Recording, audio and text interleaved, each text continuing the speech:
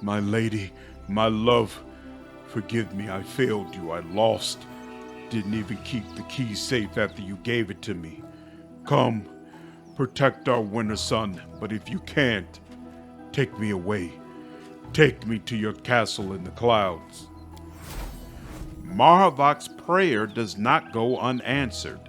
A shadow, unnaturally narrow and trembling, separates from the Lady of the Sun statue and floats above the floor. A delicate hand, or maybe a claw, reaches out and touches the slumped head of the dying warrior with a soft, almost tender gesture.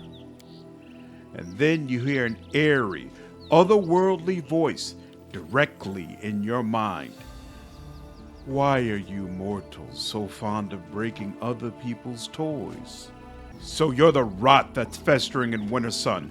You're a despicable beast and you don't deserve any other name. My kinsmen, my neighbors have suffered because of you. Death will be too light a punishment for you, scum. You don't seem to be afraid at all, monster. What's stopping me from killing you here and now? Marhevok's shoulders convulse. He struggles in vain to stand and to shield the insect-like shadow from you. I will fly off to my sanctum faster than you can blink. Besides, are you ready to doom all of Wintersun to a horrible fate? Asked the sly voice in your head. Requires Aeon mythic path. Break Jerribeth's spells. What you have wrought here is a perversion of the natural order, and I have the power to correct it with a snap of my fingers. Outside, a clamor starts to swell.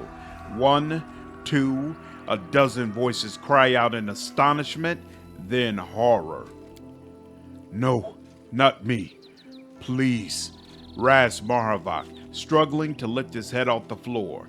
Gathering his strength, he barks out more clearly. I don't need the truth. I don't want to lose you, my lady. I knew. A crazed smile warps the warrior's face. I guessed a long time ago that you weren't who you seemed to be, but you brought peace to my people and me.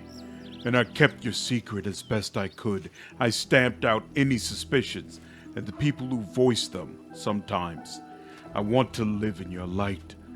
I don't want to be without you. There are probably plenty like him here. People who guessed the truth but said nothing. Opportunists.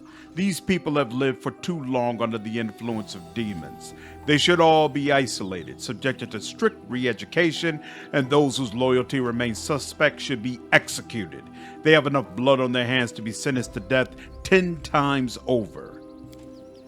You cannot read the emotions on the creature's horrifying face, half hidden by shadows. If it answers Marhevok, it does wordlessly, directly in his mind.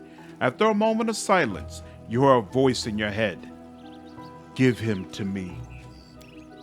Marhevok's soul, mutilated by his crimes, lies open before you like a book. You can see his pride and his agonizing love for his lady.